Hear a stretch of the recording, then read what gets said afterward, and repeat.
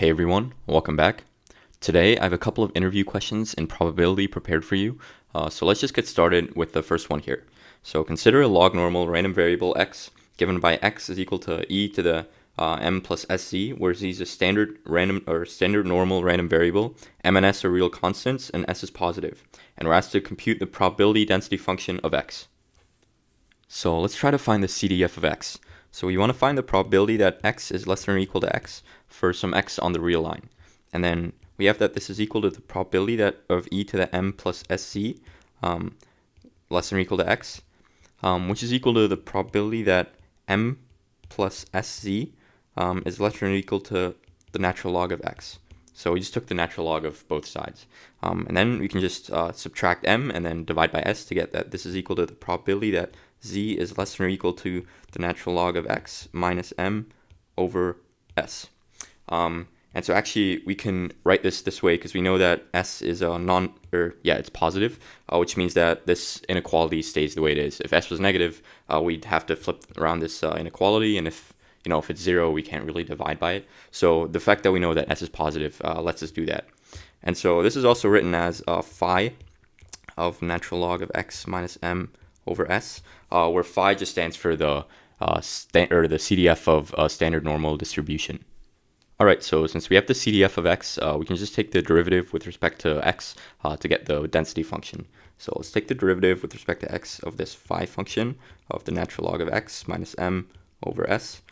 This is just equal to phi prime of the natural log of x minus m over s times 1 over xs. This is just the chain rule. And then we can clean this up a bit, or we can actually, we know what phi prime is. Phi prime is just the density function of a standard normal random variable. So this would just be 1 over the square root of 2 pi times e to the negative 1/2 times the natural log of x minus m over s squared times those 1 over xs. And then we can clean this up a bit to have 1 over xs square root of 2 pi times e to the negative 1/2 the natural log of x minus m over s squared. So this is the density function of a log normal random variable x. So for the second problem, we have a continuous random variable x such that the probability that x is less than or equal to 0 is equal to 0, which just means that x is positive. And so let f be its probability density function, and suppose that f of x divided by the probability that x is greater than x is equal to a constant lambda for all x greater than 0. And so what is the distribution function of x? All right, so to solve this, let's try to look at this term right here, the probability that x is greater than x. This is just 1 minus the probability that x is less than or equal to x, which is just 1 minus the CDF of x.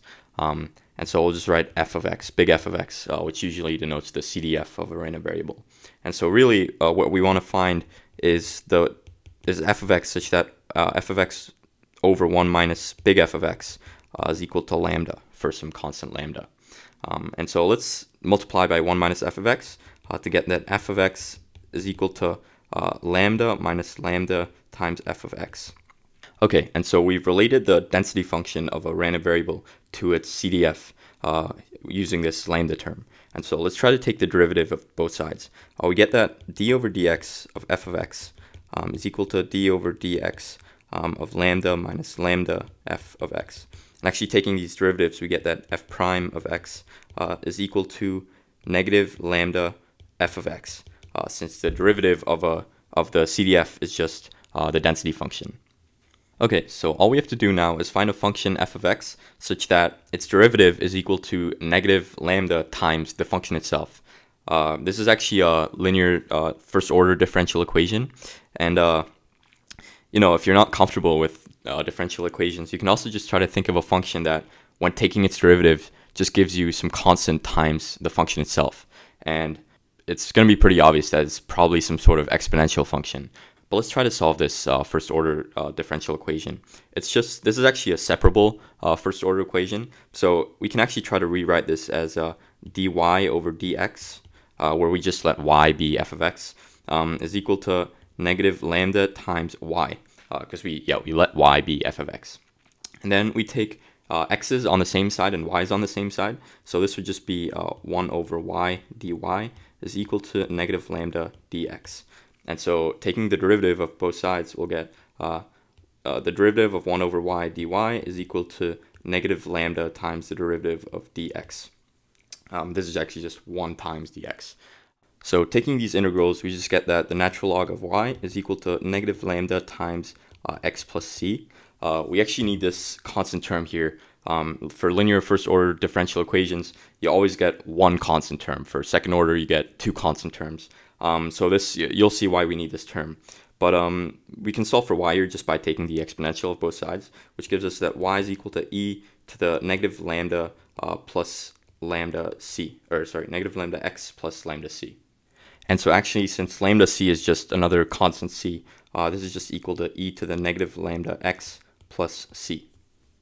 Okay, so we know that y is equal to e to the negative lambda x plus c, and we can actually replace y with f of x here again, since we're actually looking for f of x. And then notice that e to the negative lambda x plus c is just e to the negative lambda x times e to the c. And so e to the c is again just some constant, so we can rewrite this as c e to the negative lambda x. And so technically we found some f of x, or actually a whole class of functions of f of x, depending on this constant c, that fulfills the requirement that is given to us. However, we want that f of x be a density function, and we know that all density functions integrate to 1. So let's try to integrate this and get a solution from there. Alright, so we have that the integral from 0 to infinity of f of x dx is equal to the integral from 0 to infinity of ce to the negative lambda x dx. And so let's solve this integral using u substitution. So we can let u be negative lambda x, which means that du over dx is equal to negative lambda, which means that dx is equal to negative 1 over lambda du. So substituting this in, we get the integral from 0 to infinity of negative c over lambda e to the u du, which is equal to, we can take the constant out, so it's negative c over lambda, the integral from 0 to infinity of e to the u du, which is just c over lambda. And so since we know that this integral must equal to 1, we know that c over lambda must be 1, which just means that c must be lambda. Okay, so to finish the problem, we already know that f of x is equal to c e to the negative lambda x. So we just know that since c is equal to lambda, f of x must be lambda e to the negative lambda x. And this is your solution for the density of x. Alright, so for the last question, we have a room of 100 people that put their business cards in a hat, and each person randomly draws a business card. And so we're asked to give the expected number of people who draw their own business card. So if you've had to think, I'll go ahead and reveal the solution now. So let's let x1 to x100 be 100 indicator variables for each person.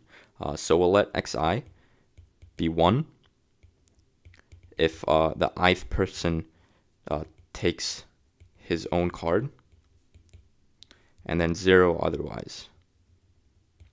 And so we'll see that the expected value of the sum of all these 100, of all the indicator variables, it's just by linearity, this is just the sum of the expectations. So this is just 100, the sum from I equals 1 to 100 of e of xi. So all we have to do is find e of xi. And obviously, since all these people are arbitrary, it's going to be the same for all 100 people. So let's just try to find e of x1. Well, since xi is an indicator variable, we can just find the probability that xi is equal to 1, and that will be the same as the expected value. So this is just the probability that xi is equal to 1.